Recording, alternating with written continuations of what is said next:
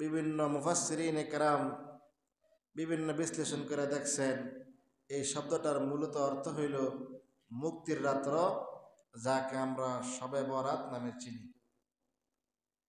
শবে বরাত সম্পর্কে রাসূল আকরাম সাল্লাল্লাহু আলাইহি সাল্লাতু ওয়াস সালাম থেকে অসংখ্য অগণিত হাদিস আছে। আল্লাহর রাসূল সাল্লাল্লাহু আলাইহি সাল্লাতু ওয়াস সালাম বলেন, ইযা কানা লাইলাতুন নিসফি মিন শাবান ফাকুমু লাইলাহা ওয়া সুমু নাহারাহা। জোরে বলেন সুবহানাল্লাহ।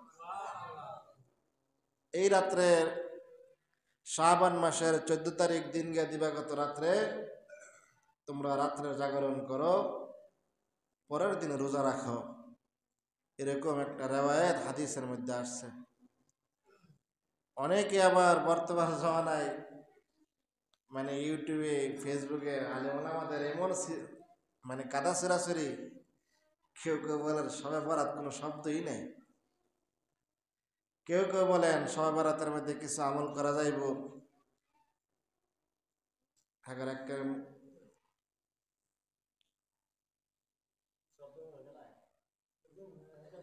কেউ কেউ বলেন শবে বরাতের কিছু আমল করার দরকার, কেউ এটার নামই নেয় না।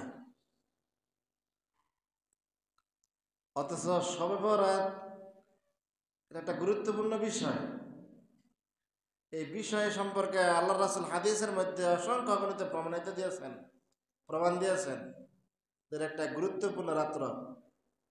হযরত আব্দুল্লাহ ইবনে আব্বাস রাদিয়াল্লাহু তাআলা আনহু প্রখ্যাত মুফাসসিরিন,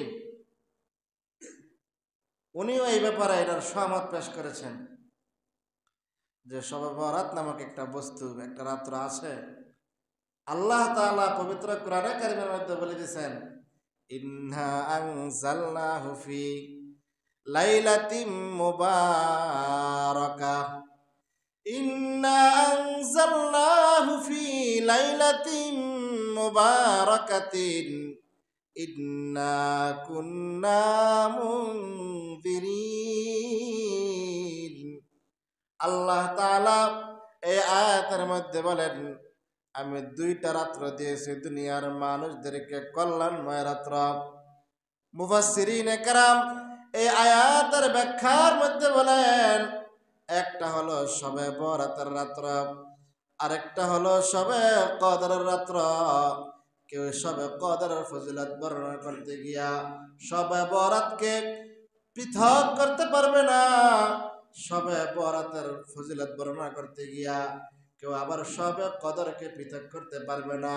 মুহতারাম হাজিরিন, মুফাসসিরিনে কেরাম বলেন, এই 2টা রাত্র আর এক রাত্রে আল্লাহ রাব্বুল আলামিন মানুষের ভাগ্য নির্ধারণ করে। জোরে বলেন সুবহানাল্লাহ। ভাগ্য নির্ধারণ করে এই 2 রাত্রের এক রাত্রে, হয়তো শবে বরাত, না হয় শবে কদর। অধিকাংশ মুফাসসিরিনে কেরাম বলেছেন শবে বরাতের রাত্রেই মানুষের ভাগ্য নির্ধারণ করা হয়। আগামী 1 বছর সে কি খাবে, কোথায় থাকবে, কোথায় যাবে, তার কি হবে, সে অসুস্থ হবে না সুস্থ থাকবে, তার রিজিকের ফয়সালা কি হবে, তার এরকম ভাবে ক্ষেত খামারের ফয়সালা কি হবে, সে কোন জমিন দিয়ে হাঁটবে, এমনকি তার দিলের হালত কি হবে, 1 বছরের সম্পূর্ণ ফয়সালা এই শবে বরাতের রাত্রে করা হয়। অনেকে কয় এটা একটা বাদ, এটা এই শবে বরাত বলতে কিচ্ছু নাই। আপনার বাদ দেওয়ার দরকার কি? আপনার বা আমার বাদ দেওয়ার দরকার কি? অনেক দিন আগে করাচির এক হজরত আসছিল খিলক্ষেত, করাচির হাকিম আখতার সাহেবজাদা খিলক্ষেত আসছিল অনেক দিন আগে, আমার মনে আছে। উনি ওই সময় উর্দুতে বয়ান করেছেন, আমরা তো উর্দু বুঝি না, তখনকার সময় ছোট ছিলাম। হজরত বয়ান করছে যে এমন এক অঞ্চল